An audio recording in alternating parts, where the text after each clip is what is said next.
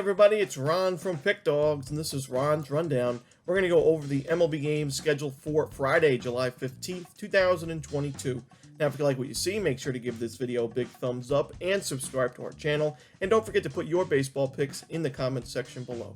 Now, if you're looking for my MLB best bets, you can find those at the Premium Picks tab at Pickdawgz.com. Of course, I'm always running my $15 MLB best bet, so you can check that out at Pick Dawgz Premium. Alrighty, here we go. Here are the games for Friday, July 15th. First up, we see the New York Mets taking on the Chicago Cubs. It's going to be a 2:20 Eastern start time, the only afternoon game on the board. Taijuan Walker and Marcus Stroman are your starters, so this will be the first start that Marcus Stroman has against his former club. And I think this is the type of guy in Marcus Stroman who's a really big competitor. You know, he hasn't had the best stuff this year, 2-5 with a 4.91 ERA. But I do believe he is going to be able to compete in this start. You know, he's the type of guy that is going to want to put on a show against his former club. You know, last time out against the Dodgers, he pitched pretty well, 4 innings, no earned runs against a really good Dodgers lineup. Now, he was limited in that start because he was coming back from injury, so we should be able to see him pitch a little bit deeper in this game. I think he provides a pretty good outing for the Cubs. The only problem is, I think the other starter in this matchup, Taijuan Walker, is pitching very, very well this season, and the Mets just have the better bullpen and lineup to go with it. You know, Walker 7-2 with a 2.63 ERA. The biggest thing that I'd like to see in this game is strikeouts. He's got 16 strikeouts in his last 13 innings of work. That's something that if Walker can continue, I think he'll continue to have success on the mound. Now, we'll have to see it. He's not really known as a strikeout guy, more of a pitch-to-contact guy, but he's missing bats right now. I think the Mets are the better team here. I'm going to take the New York Mets here on the money line. Next up, we see the Philadelphia Phillies taking on the Miami Marlins. Now, we're going to see the Marlins as a big-time favorite in this spot. We're not used to seeing the Marlins as this big of favorites in this matchup. The Phillies have kind of had the better of the Marlins in recent seasons, and they do have the better record overall, but Sandy Alcantara on the mound for the Fish going up against Kyle Gibson here, and Alcantara has been one of the best, if not the best pitchers in the National League this season. 9-3 with a 1.73 ERA. 111 strikeouts in 130 innings, so, you know, not a ton of strikeouts, but he's been the most efficient pitch-to-contact guy in the league, and his efficiency is the reason why he's been able to pitch deep into ball games all season long. 7 innings, 8 innings, 9 innings, 7 innings, 8 innings, the last 5 outings for him. He's pretty much a lock to go 7 innings, even if he doesn't have his best stuff. He is a gamer. The Marlins have won 4 of his last 5 outings, and that includes 3 games against the Mets, the Cardinals, and the Angels thrown in there as well, so not too bad of lineups. I think Alcantara provides the goods yet again here, but on the other side, the Marlins have been able to get to Kyle Gibson in certain spots this season. We saw earlier in the year when Gibson pitched in Miami, it was not a very good outing for him. He's also, overall this season, Gibson has really struggled on the road. In that start against the Fish, back on April 14th, he went 4 2/3 innings, 5 hits, 4 earned runs, a homer, 3 walks. I like the Marlins here at home. I'm going to take them on the money line in this spot. In our next matchup, we see the Atlanta Braves taking on the Washington Nationals. Ian Anderson and Patrick Corbin are your projected starters. You guys know, if you've watched the rundown from the beginning of the season, I've been a little bit worried about Ian Anderson going into the year, and right now he's got a 4.98 ERA. Not pitching very well this season. The Washington Nationals do a really good job at limiting strikeouts, and Ian Anderson had an issue with the walks against the Nationals last time out. I do believe the Nationals are going to have plenty of guys on base in this game against Anderson, giving them ample opportunities to score. So I do think this is going to be a pretty good game for this Nationals offense. We know Juan Soto's been one of the hotter hitters in baseball. Now, on the other side, Patrick Corbin, however, not a guy that I want to back right here. 5.7 ERA, which is actually a lot lower than what it has been for the most of the season. You know, last time out against this Braves lineup, he went 6 innings, but gave up 8 hits, 4 earned runs, a homer in that outing. Wasn't very sharp. The Braves have been money against left-handed pitching this season. I think they get to Corbin. I think there's going to be overall a very high-scoring game. When you look at the Nationals bullpen, they're actually ranked 30th, dead last, in projected WAR this season. So I don't like the Nationals bullpen. I don't like either of these starting pitching options. Give me the over in the Braves-Nationals. Next up, we see the Kansas City Royals taking on the Toronto Blue Jays. Now, we're going to see Zach Greinke and Alek Manoah as the starting pitchers for now, but the common theme for this Friday card, it's why I don't believe it's the strongest card out there, is the fact that there's a lot of unlined games. Right now, there's 6 games total that don't have a line at all, which is pretty rare to see this late in the night before. But, you know, we're just going to have to make do with the information we have now. The Kansas City Royals, like I mentioned for yesterday's video, missing a ton of everyday starters in their lineup this series because of the unvaccinated players. You got Andrew Benintendi, Whit Merrifield, Hunter Dozier, Michael A. Taylor, to name a few, Dylan Coleman out of the bullpen. So it is really tough for me to want to back the Royals really in any game this series. But when you look at this particular pitching matchup, you've got the best option in the rotation for the Blue Jays and Alek Manoah going up against Zach Greinke, a guy that I pretty notoriously faded quite a bit this season already. Greinke's coming off a sharp start against the Guardians, but I don't like him in this particular matchup. The Blue Jays have been very good at home against right-handed pitching. I think they get to Greinke here. I think this game could get ugly. I'm going to take the Toronto Blue Jays and lay the 1.5 runs. Next up, we see the Baltimore Orioles taking on the Tampa Bay Rays. We're going to see Tyler Wells going for the Orioles. No official starter listed quite yet for the Rays. Now, who would have thought that July 15th, the Orioles and Rays would be playing in a pretty meaningful game for both teams when it comes to playoff situation in the standings. But here the Baltimore Orioles are. They have on a big win streak. They have propelled themselves in the American League wildcard race. And even though they don't have the best record on the road, they still had a really good showing at Wrigley Field against the Cubbies.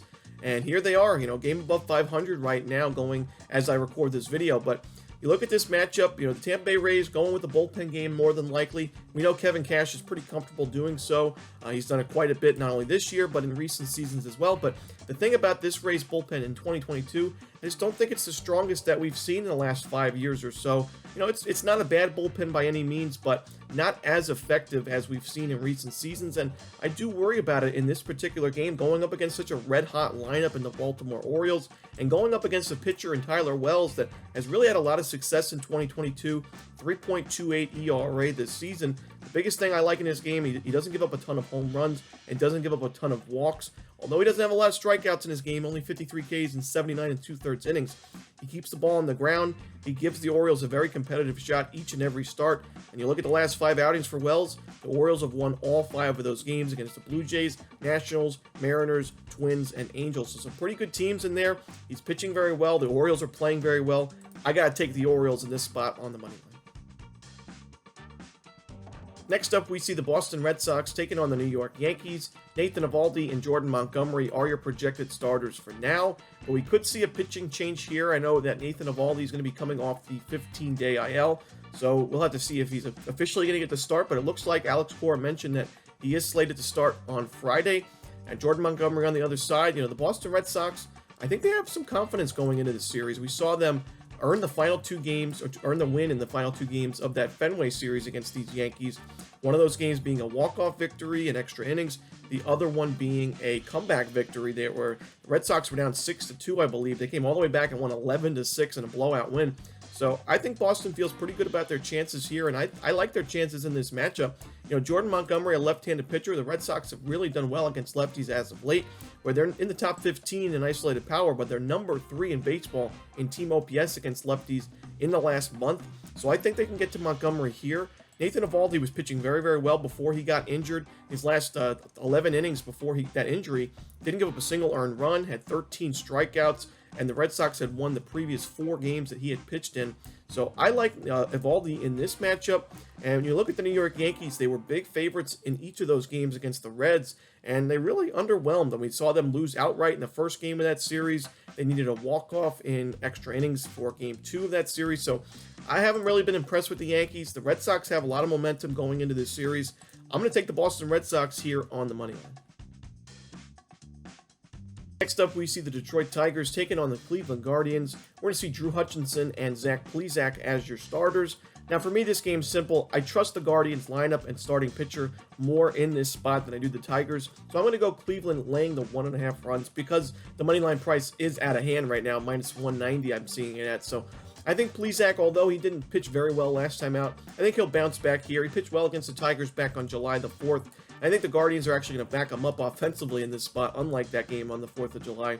When you look at Drew Hutchinson, a 17-22 walk-to-strikeout ratio, I don't like to see that. I do think there's a lot of regression to worry about in his game going forward. And you look at the Guardians, they're a very good lineup in terms of patience at the plate. They don't strike out a lot. They earn a lot of walks, and I think they can take advantage of Hutchinson in this spot. So I'm going to take the Cleveland Guardians here and lay the 1.5 runs. In our next matchup, we see the Seattle Mariners taking on the Texas Rangers.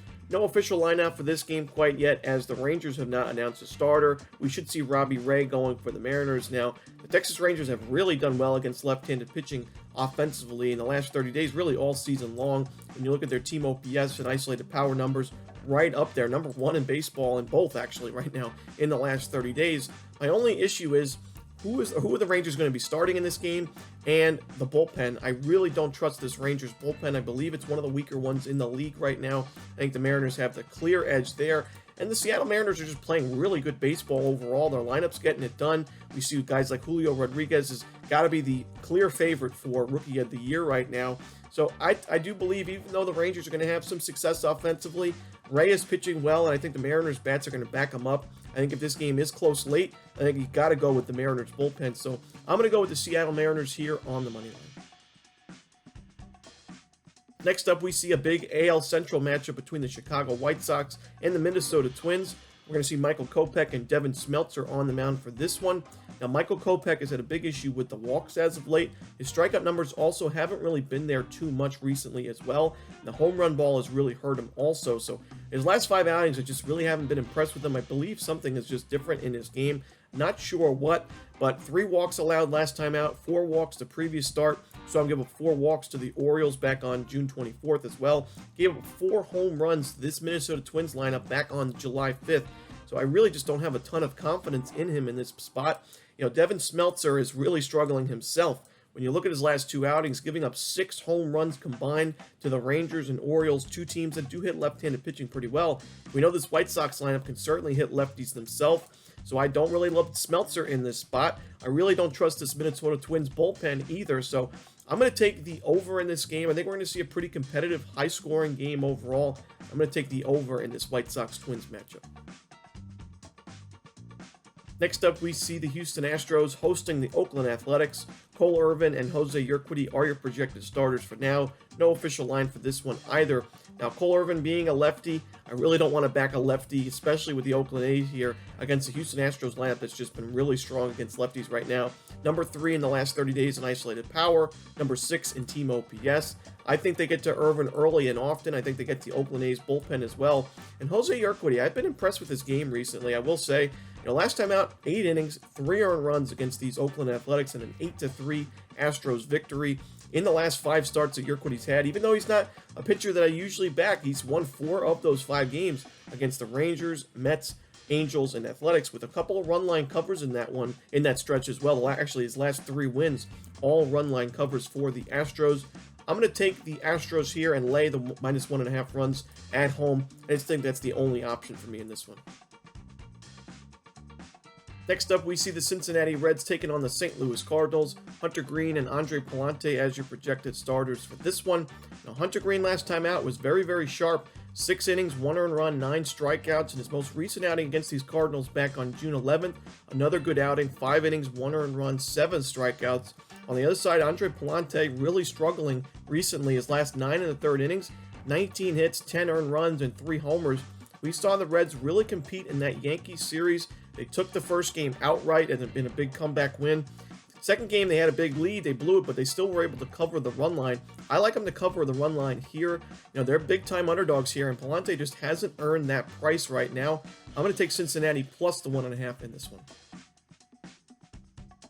Next up, we see the Pittsburgh Pirates taking on the Colorado Rockies. Jose Quintana and German Marquez as the starters for this one. Now, to me, I think this series is going to be a pretty high-scoring one. Not only is it at Coors Field, but we see 2 teams that don't have the best starting rotations and don't have the best bullpens either. And I like this matchup for offense in general. Jose Quintana being a lefty, we know the Rockies can really hit left-handed pitching. We saw that on Thursday afternoon against the San Diego Padres and Blake Snell. The Rockies right now number 2 in team OPS against lefties in the last 30 days. I like this matchup offensively for Colorado, but on the other side, German Marquez, 5.66 ERA on the season. Last time out, giving up a home run against the Diamondbacks. He gave up 2 homers the previous start to the Dodgers. The home run ball has really hurt him this year. And the Pirates have actually had a sneaky, powerful lineup at times we've seen, especially from the middle of their lineup, even with Brian Reynolds out of the lineup. So I'm going to take the over in this one. I think, especially when these bullpens come into the game, we're going to see some more runs coming from both of these clubs. But give me the over in this Pirates-Rockies matchup. Next up, we see the Los Angeles Dodgers taking on the Los Angeles Angels, so the Battle of LA here. And we don't have an official lineup for this one quite yet, but we should see Clayton Kershaw and Patrick Sandoval, a pair of lefties here. The Angels have really struggled against left-handed pitching. It's really tough to back them here. When you look, they're ranked 28th in the league in isolated power against lefties, 29th in team OPS in the last 30 days, and they have the highest team strikeout rate, 27.1% strikeout rate against those lefties in that last month. The Dodgers haven't been the best against lefties themselves, but the one thing that they do well, they draw a lot of walks, and Patrick Sandoval has had issues with the walks in his career and this season. I think they get to Sandoval plenty enough to get the win in this one. Give me the Dodgers on the money line. Next up, we see the Arizona Diamondbacks taking on the San Diego Padres. Madison Bumgarner and Yu Darvish as the starters here, and I really do think the Diamondbacks have a chance to compete in this game, maybe even win it outright, but we don't even have to take them on the money line to get a pretty good price. The plus 1.5 is good enough for me. When you look at Madison Bumgarner being a left-handed pitcher, the Padres have certainly struggled against lefties recently, 26th in team OPS, and isolated power, not better at all, 27th.